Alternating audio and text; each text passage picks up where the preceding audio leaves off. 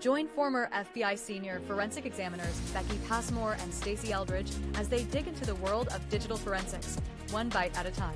Now leading their own consulting firms and educating the next generation of cyber sleuths, these badass babes of digital forensics bring sharp insight, real-world case experience, and a dose of humor to the bits and bytes that build today's investigations. From deep dives into business email compromise and ransomware attacks, Becky's specialty, to cracking the complexities of iPhone forensics, Stacey's obsession, this podcast delivers insider knowledge for professionals, students, and true crime techies alike. If you've ever wondered what really happens when the digital trail is all that's left, tune in and start parsing the truth.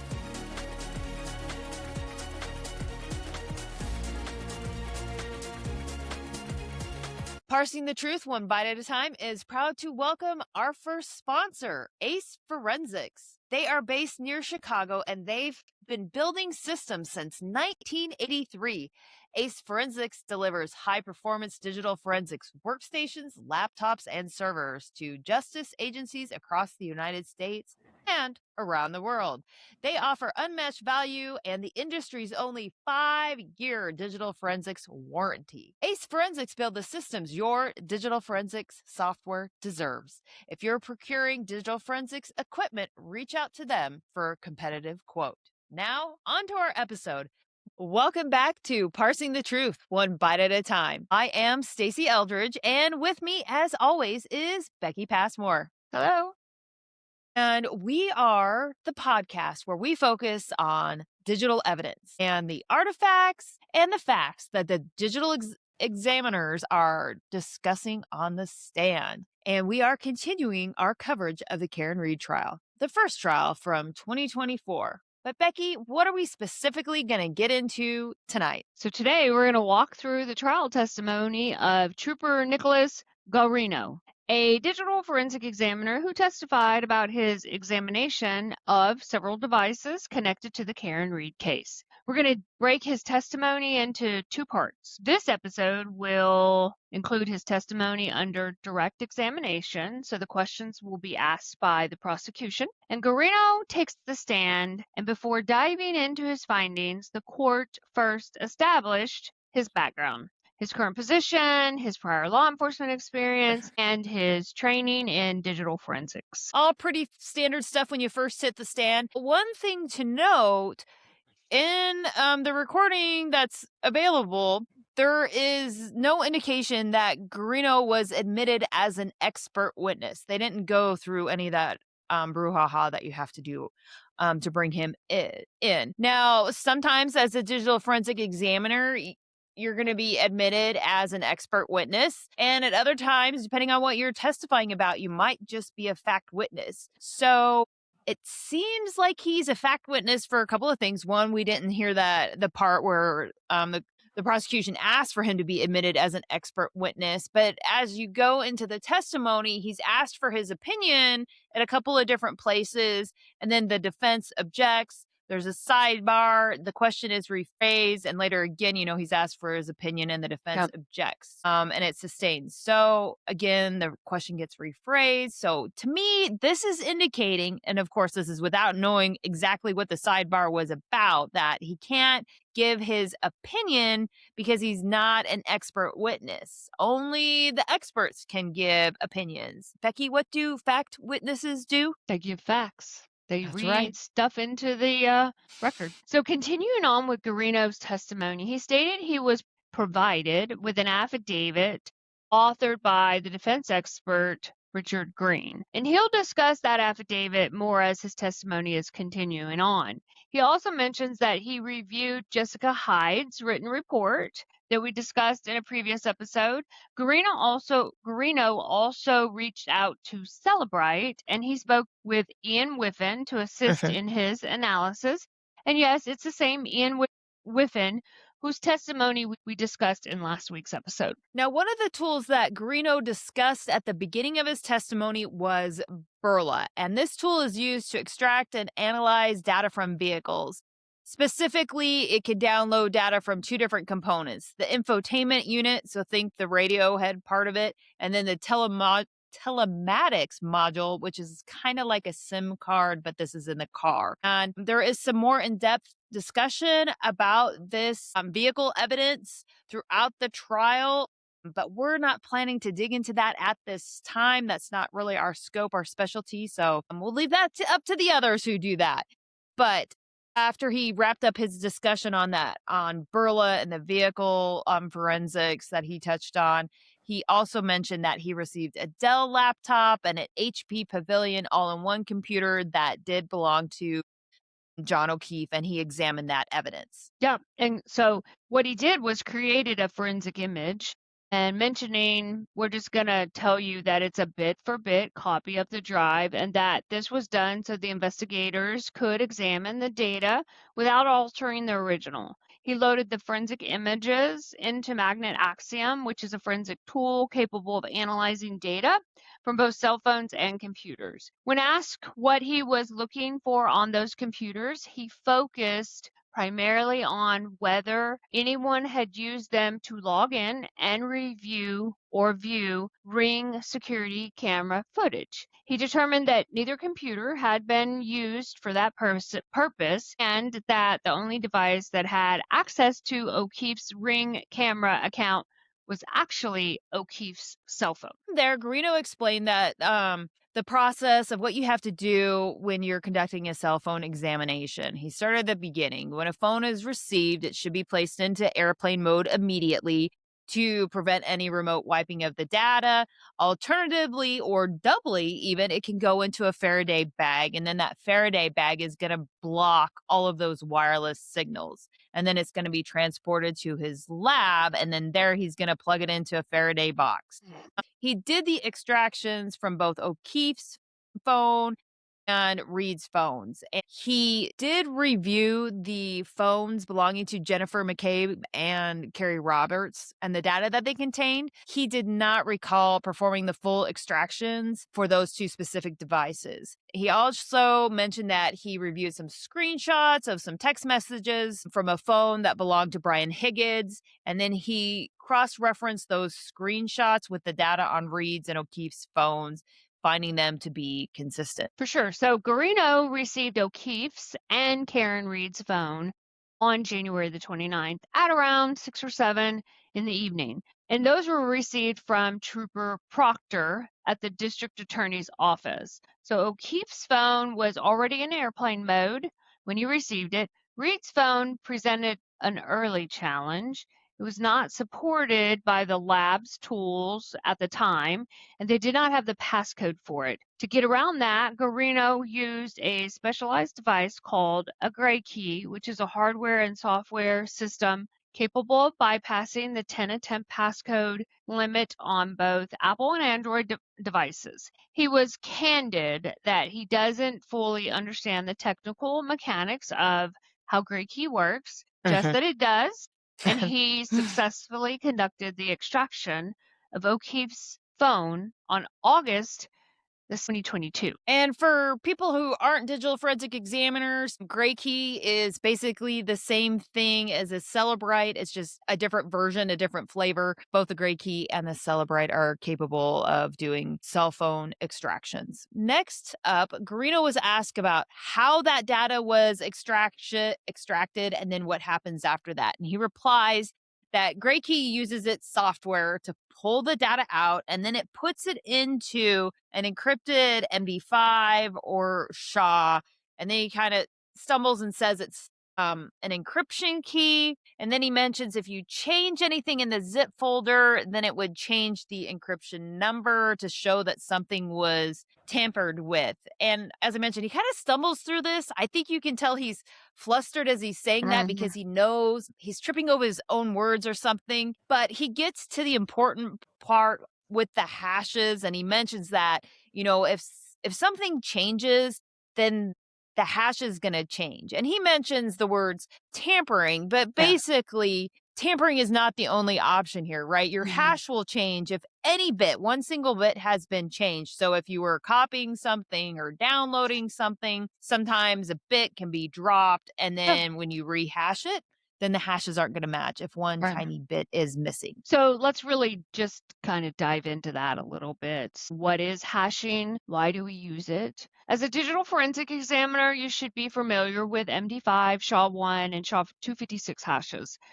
These hashes are specifically cryptographic hash functions. These hash functions are mathematical algorithms that convert the input, whether it's a file, a forensic image, into a fixed string of characters. The part that makes it cryptographic is that you can't reverse the output to get back to the input, and two different data sets will never produce the same hash value. Yeah, so I think maybe like, is he confusing like encryption with cryptographic and like cryptography? Because I think cryptography is like the study of encryption. Yes.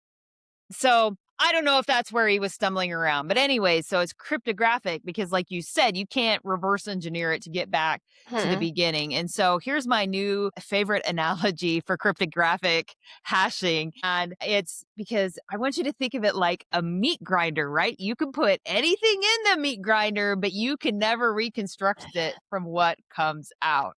What do you think, Becky? Do you like it? I mean, it does meet the analogy, but it is kind of gruesome in my opinion. It doesn't cover the whole breadth, but it's really Yeah. focusing on what makes it Sure. cryptographic is the fact that you can't go backwards. So, No, you can't go backwards. put that steak through the meat grinder and you get your nice hamburger, but you're not going to be able to put that hamburger back together to a steak. That's right. That's exactly right. So focusing on the oldest hash value, the MD5.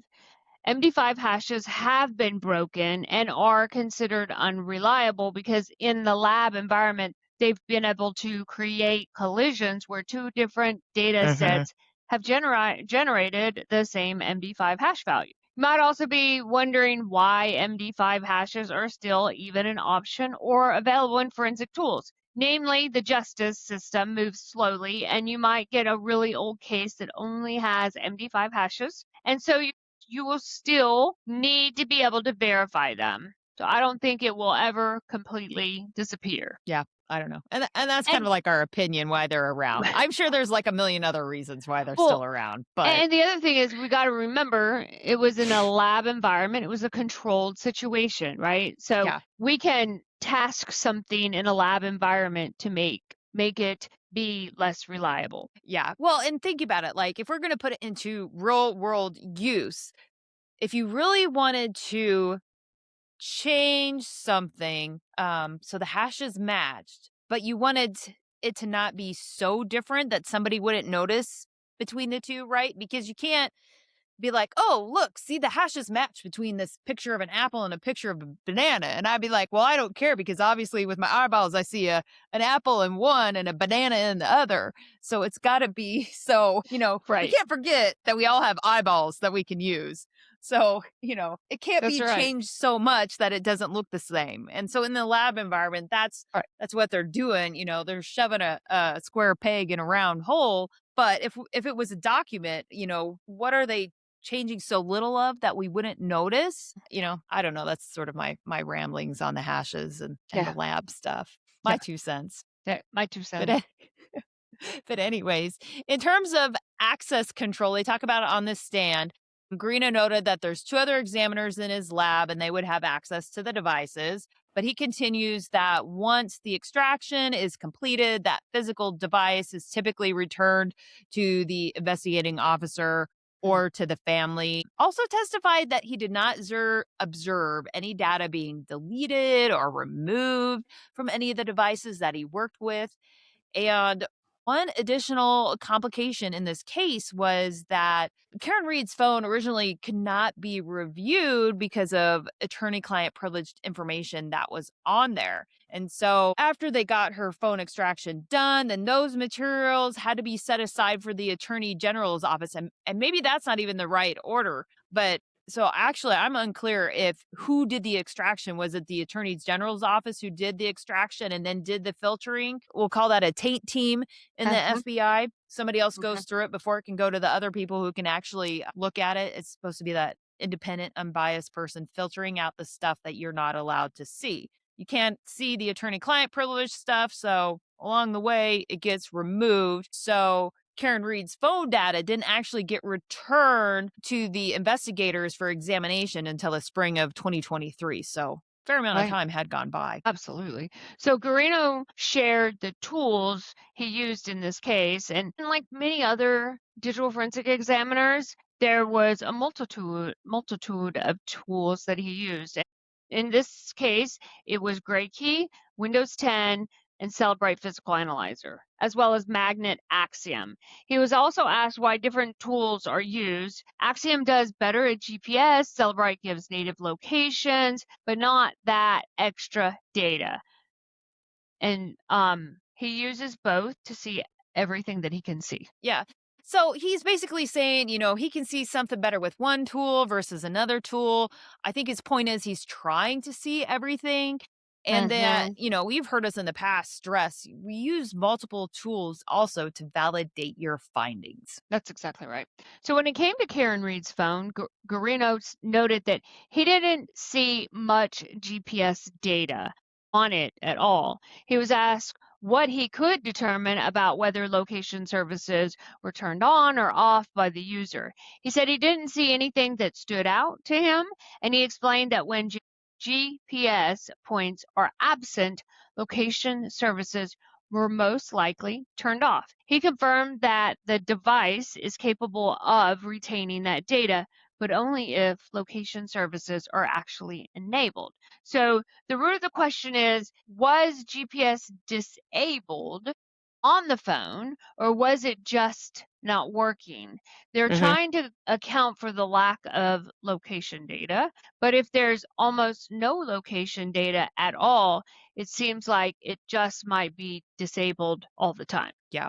But by contrast, when they talked about the GPS data present on O'Keefe's phone, Guarino said that there was quite a bit of it, especially on the January night, so the date in question. And then he was also asked if he had reviewed Jennifer McCabe's phone and the affidavit submitted by the defense expert Richard Green. And Guarino said that he went through Green's report point by point to confirm or deny what Green had written and determine if it was true or not. Yeah, that's exactly right. So when asked what he found regarding McCabe's phone in relation to Green's report and over a defense objection, the judge allowed him to answer. Guarino's answer was that the report was mostly incorrect. One item that stood out to him was Green's claim that a Google search had been conducted at 2:27 in the morning.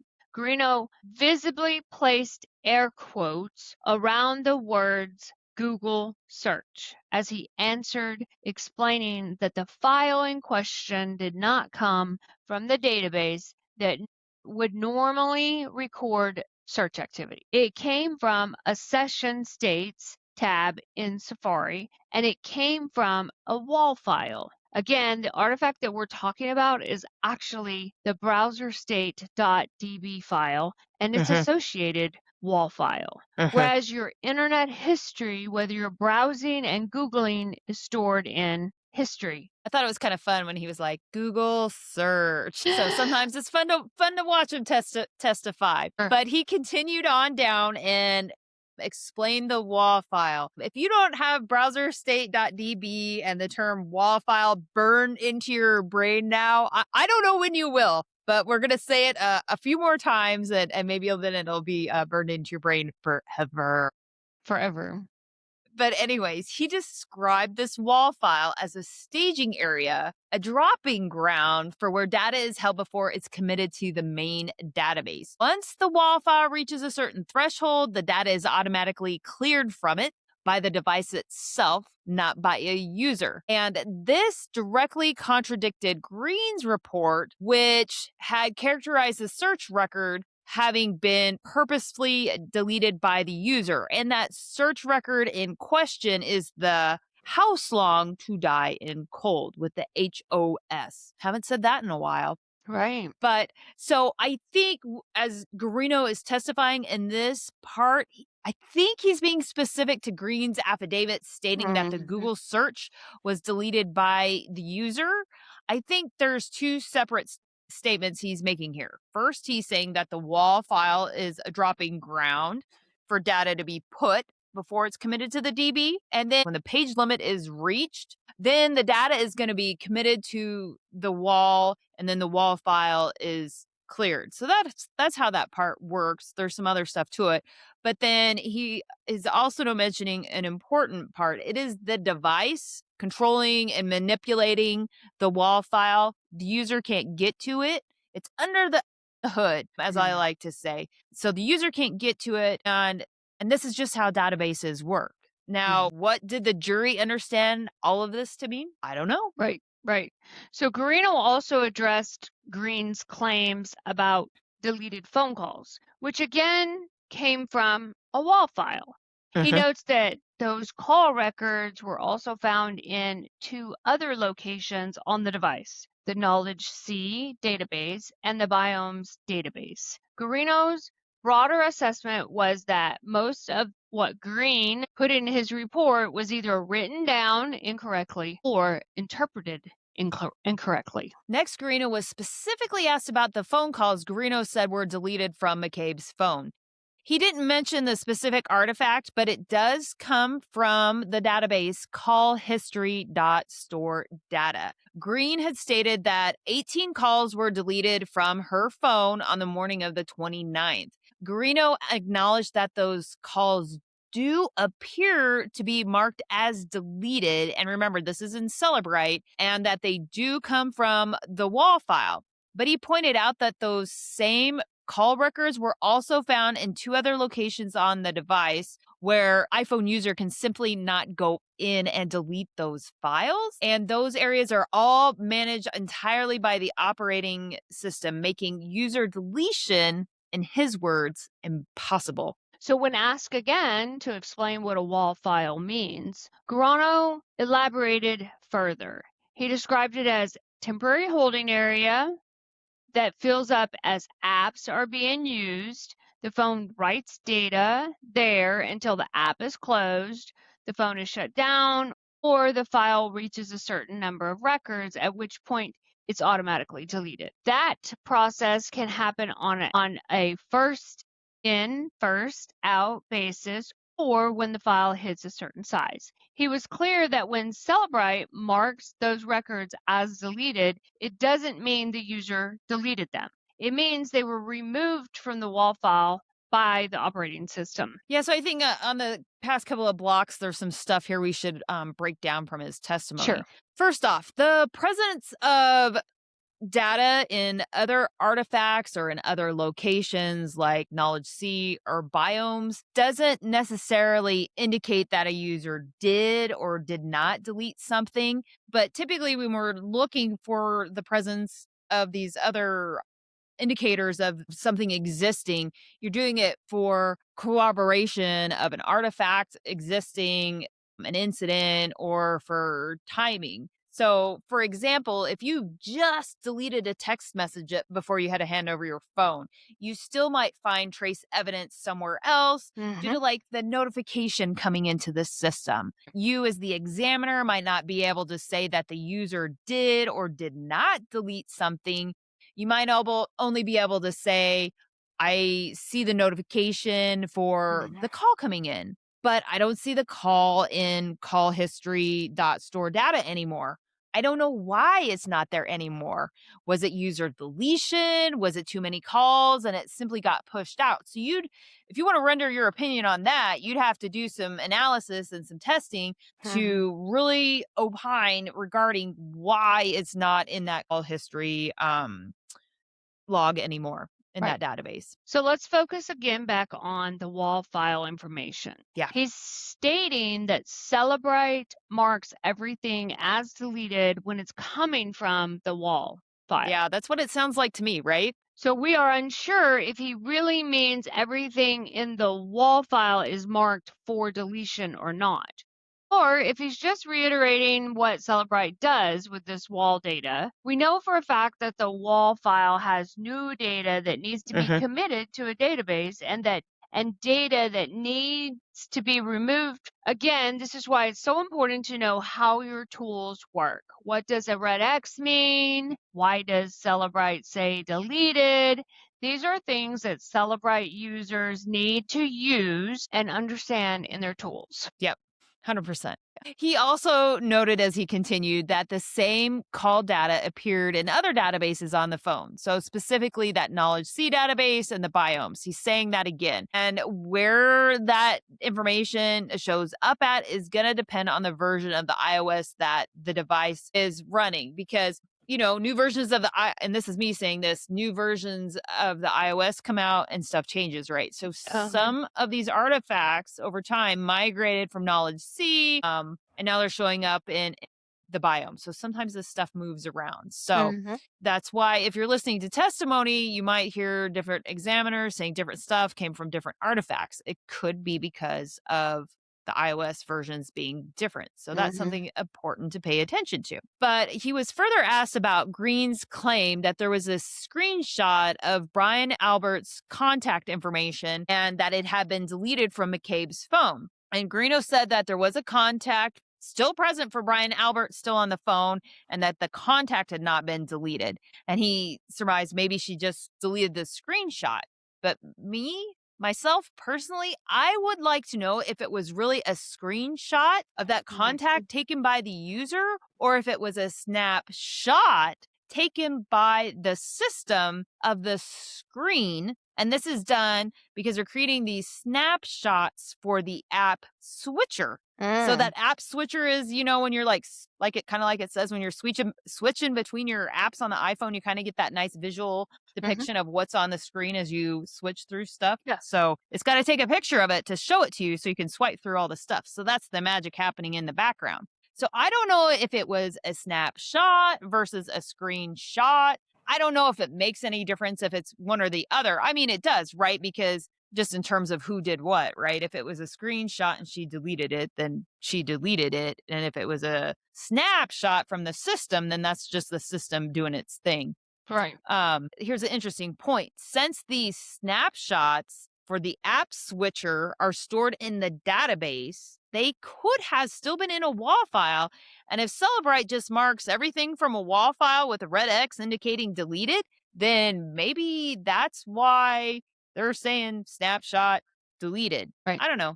Food for thought. Just something I ran across and thought I'd point out. Right.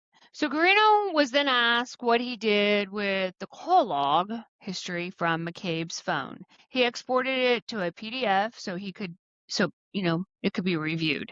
The log contained 1,104 records going back to October 2020, covering both phone calls and FaceTime. Of all those records, the only ones appearing as deleted were from January 20 through the end of that day. When asked where those records were stored, he referenced the call store SQLite database. Note, the actual database name being Yeah, he's on the stand. He's just trying to name it off the top of his head. It's hard to keep all those database names straight, but we'll mention it here again for those of you following along if you want to try to figure some of the stuff out on your own. So next up, he explained that the call history.store data database also has a corresponding WAL file. Basically, if it's a database, it has a WAL file. That's just how it works. So the data is written to the WAL file. It's automatically cleared by the iOS, not by the user. So he's reiterating that again. And then when asked directly for his opinion on whether those records were deleted by the user, he said that he did not believe that they were. So here he gets an opinion in. Sometimes he can get an opinion in, sometimes he can't. I don't know why. But anyways, so he did note one exception with this, though. He said that there was one in the main call history.store data database that potentially could have been deleted by a user, but that same record appeared in two other locations on the device. And he also acknowledged that he fully doesn't understand why the iOS stores data the way it does across these different locations, right? It's a closed system. It's proprietary. Apple's not going to tell us why they do anything. So right, exactly. That's an accurate statement. We wish they would, maybe. I don't know. But anyways, I want to walk through this. So speaking of McCabe's phones, we know that we're talking about these calls from the 29th and that these calls from the 29th are logged in the WAL file. Since there is a WAL file and there are records in it from before the police received the phone, they didn't get it on the 29th. That indicates to me that this phone has been on since January 29th or before that. And this also means that the phone must be in an AFU state, the after first unlock state. And based on all this testimony, we know that Cellebrite seems to mark everything is deleted when it's coming from a WAL file. So to know for sure if it's a deleted call or not, you would need to get that WAL file committed and look for the differences. But even without taking that action, all of these clues seem to indicate that these calls were not deleted, but just have not been committed to the call history.store data yet. This is my opinion. I haven't seen the evidence, but I'm just walking down some things I would think about and analyze if I was looking at this data. So from there, the testimony shifted to entering exhibits into the record. In this part of his testimony, this is where Guarino is simply being a fact witness. He's just reading data into the record for the most part. Yep. There's not really any discussion of technical analysis. It's just getting the data admitted. If you want, you can go back and listen to the testimony. And if you want all the details of what was said in the text, etc., Guarino introduced Exhibit 48, which consisted of Facebook Messenger chat logs between Karen Reed and John O'Keefe. He explained how Facebook Messenger chats work and then read in portions of the contents into the record. The native text messages between O'Keefe's and Reed's phones were also introduced and admitted as Exhibit 627, shown on the courtroom screen with Guarino explaining how the messages were visually represented before reading portions into the record. Next up, there's John O'Keefe's call log from the January 28th at 9:19 a.m. through January 29th at 6:03 a.m. That was introduced as an exhibit, as well as Karen Reed's call log from January 29th, where it began at 12:33 a.m. and went through 6:03 a.m. And that captured calls between Karen and John. And then there were also phone calls and chat messages between Karen Reed and Laura Sullivan that were introduced as a different exhibit. And then finally, there was a phone call between Karen Reed and Aaron O'Keefe that was entered as Exhibit 632. Yep. So then Exhibits 51 and 52 covered phone calls and chats between Karen Reed and Katie Camarino. Exhibits 94 and 95 covered chats and calls between Karen Reed and Jen McKay. Guarino's testimony was not completed that day. It was continued to day 28 of the trial, not day 27 as you may have been expected. They did other things for the trial on day 27 without the jury present.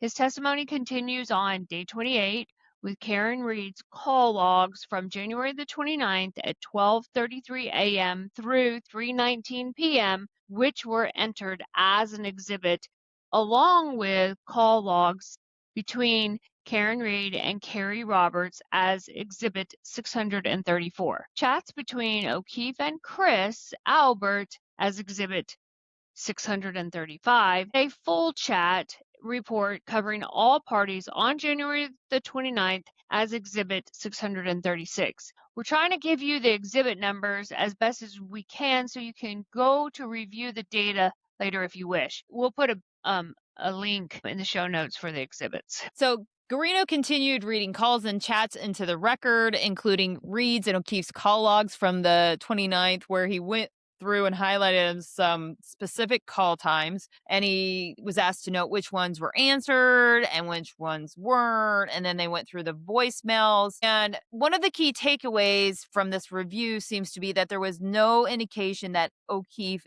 answered any of Karen Reed's calls after 12:36 a.m. on January 29th.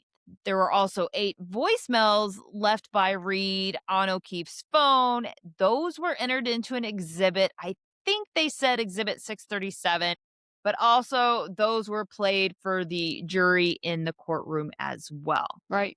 The data also showed that Reed's phone auto-connected to O'Keefe's home Wi-Fi network at 12:36 a.m., which this carries the implication that she was physically near his residence at that time. Following that, there were 3 calls from Reed's phone to a contact listed as mom at 1:10 a.m., 4:40 a.m., and 4:42 a.m. And only the 3rd call was answered. Guarino also noted that the same phone number was listed for both the mom and dad contacts on Reed's phone. Now, wrapping up the direct examination, it's worth summarizing the forensic tools and data that were covered in the later part of this testimony. And he mentions that to analyze O'Keefe's iPhone, he used 3 main forensic tools: Cellebrite, Magnet Axiom, and the LexisNexis track system. And he also used a GPS application called Sartopo. I think that's what he said. And of course, I Googled it, and that seems to be what it is, because he mentioned that search teams commonly use this app.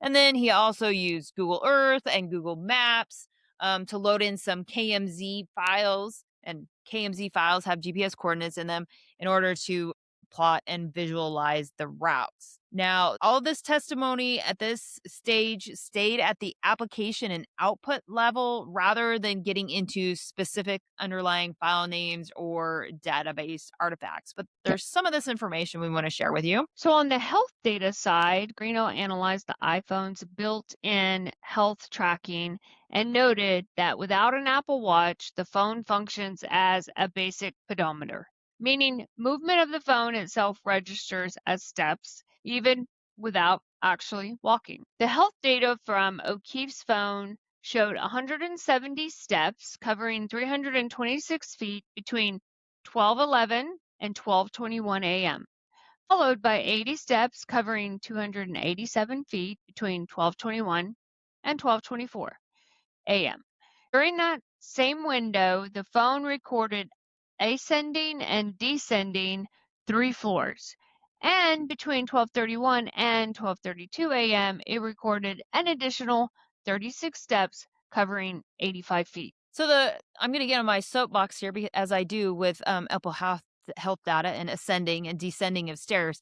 The problem here is he's not telling us what database any of this stuff is coming from, but depending on which database you're talking about, one database only has ascending steps. So like if you're a user on your iPhone looking at steps climbed, that only ever shows flights climbed, because you have to remember this was built for like exercise tracking. So if you're exercising, you're counting steps going up. You don't care about steps going down. So there is a place where steps ascended is recording, but he doesn't say where this is coming from. But to make a statement, he went up or down, it's accurately recorded as to which ones are up, which ones are down. It just depends where you look. Guarino emphasized that the stair climbing entry placed the phone near Maplecroft and Pinecone Road. And this is a location that's more than a half mile away from 34 Fairview Road. And he's saying that the elevation changes in the terrain in that area likely triggered the phone's stair detection feature. Next, turning to the native GPS location data. And native location data, that is a Cellebrite term. That's something they have labeled in their app when you're using it. Anyways, he notes that the sequence went like this. At 12:12 a.m., the phone was at Waterfall Bar. And then at 12:19 a.m., it was near 138 Denham Street at Cedar Crest Road. 1 minute later, at 12:20 a.m., Waze was activated and a search for 34 Fairview Road was entered. Or excuse me, just 34 Fairview was entered. And that confirmed that O'Keefe had not yet arrived at that address at that point because he was still navigating there. Yep. And so by 12:24 a.m., the phone had arrived in the area of 34 Fairview Road. And from 12:25 and 30 seconds in the AM onward, it remained stationary between 32 and 34 Fairview Road until 6:15 and 6:15 and 36 seconds AM. The phone recorded a speed of 0.24 meters per second, which Guarino described as consistent with someone picking the phone up. He also noted that the GPS accuracy varied throughout those readings due to hilly terrain and poor cell signal, with accuracy ranging from 52 feet to 200 feet across readings taken between 12:25 and 30 seconds and 12:25 and 36 seconds in the AM. And so the full route of O'Keefe's phone was traced as and read into the record as departing Waterfall Bar, traveling down Denham Street, activating Waze, proceeding down Maple Croft past Pinecone Road, taking a right onto Cedar Crest, passing Fairview Road, performing a 3-point turn, and then returning to the stop, and that's between 32 and 34 Fairview. Additionally, Guarino and Trooper Proctor visited 34 Fairview on May 8th, 2023,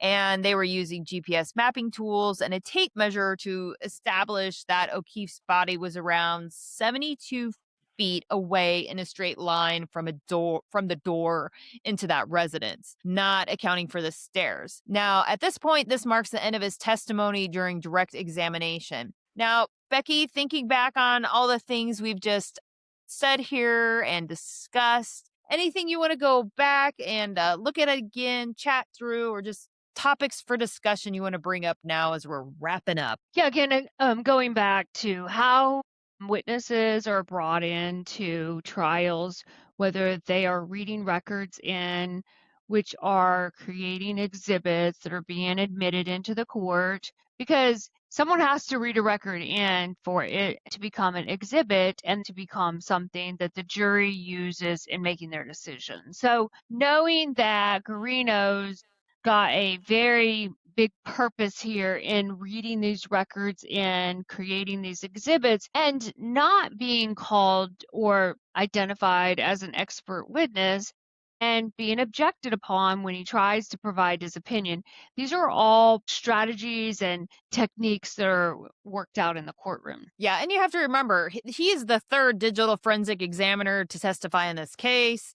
Jessica Hyde testified, Ian Winfin testified, and they really got in, nitty gritty into some of the artifacts. So, like, how long do you have to beat a dead horse with a wet noodle, right, to get your point across? At some point, the jury's just going to zone out and be like, I don't need to hear about this for the third time. But again, even in Guarino's testimony, you hear him mentioning the WAL file over and over again. I mean, it's different WAL files because we're talking about different artifacts, but there's a WAL file associated with every database every time if it's still open, if that app is still open when that extraction is conducted. So, I think they're trying to hit home, right? Like, this is the purpose of the WAL file. And I think they want to hit home that they're disagreeing where Green is saying all this stuff that's coming from the WAL file is deleted. So I think that's why they're reiterating a lot about that. They're trying to make that very clear to the jury. Yeah, for sure. That's very clear. Like you said, very clear to the jury. Yeah, so I think that is about it. Hopefully you've enjoyed this latest episode in our Karen Read series. Please, we're asking another favor here. If you would go and review us wherever you're listening, it really helps us expand our reach. And we invite you to join us next week for part 2 of Guarino's testimony, which includes our breakdown of his cross-examination and the redirect.